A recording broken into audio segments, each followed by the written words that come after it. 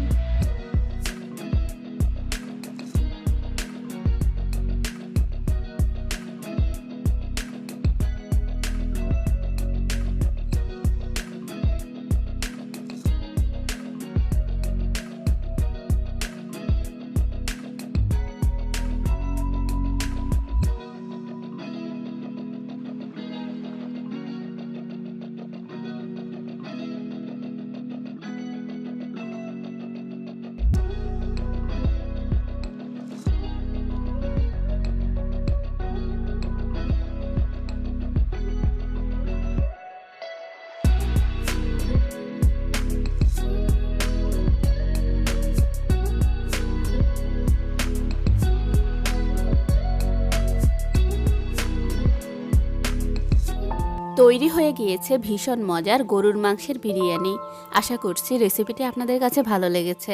ভালো লাগলে ভিডিওতে একটি লাইক দিবেন এবং এইরকমই সব মজার মজার রেসিপি পেতে আমার চ্যানেলটিকে প্লিজ এখনই সাবস্ক্রাইব করুন। ভালো থাকবেন সবাই। আল্লাহ হাফেজ।